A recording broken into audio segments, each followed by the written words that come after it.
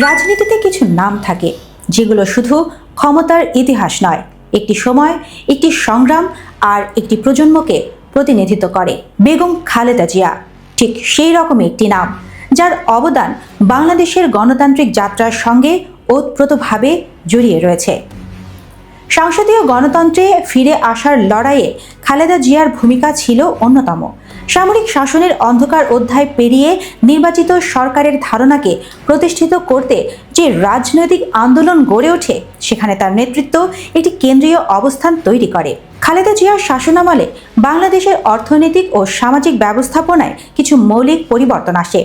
লাখ লাখ নারী পোশাক খাতে কাজের সুযোগ পান, যা নারীর অর্থনৈতিক ক্ষমতায়নে একটি বড় মোড় তৈরি করে।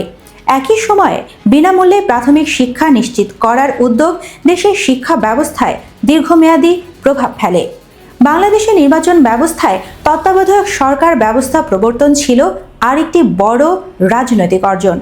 অবাধ ও সুষ্ঠু নির্বাচনের দাবিকে প্রাতিষ্ঠানিক রূপ দিতে এই ব্যবস্থার ভূমিকা দেশের গণতান্ত্রিক ইতিহাসে আলাদা গুরুত্ব বহন করে। রাজনীতিতে খালেদা জিয়ার আবির্ভাব কোনো সহজ পথ ছিল না।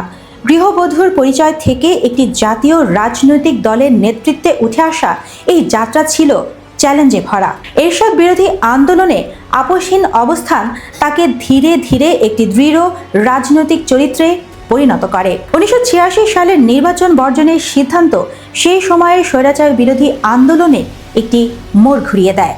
এই সিদ্ধান্ত রাজনৈতিক সাহস ও কৌশলের দৃষ্টান্ত হিসেবে বিবেচিত হয়, যা পরবর্তী আন্দোলনকে আরও শক্তিশালী করে।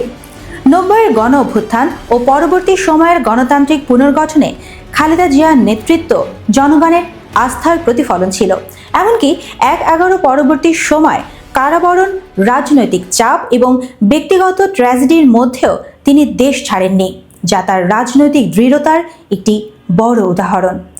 নারী নেতৃত্বের ক্ষেত্রেও খালেদা জিয়া একটি ঐতিহাসিক প্রতীক।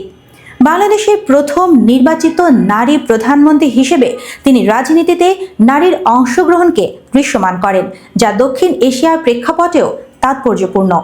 সব মিলিয়ে বেগম খালেদা জিয়ার অবদান শুধু ক্ষমতার সময়ের মধ্যে সীমাবদ্ধ নয়, তার সংগ্রাম, ত্যাগ ও রাজনৈতিক অবস্থান বাংলাদেশের গণতান্ত্রিক ইতিহাসে দীর্ঘদিন আলোচনার কেন্দ্রে থাকবে।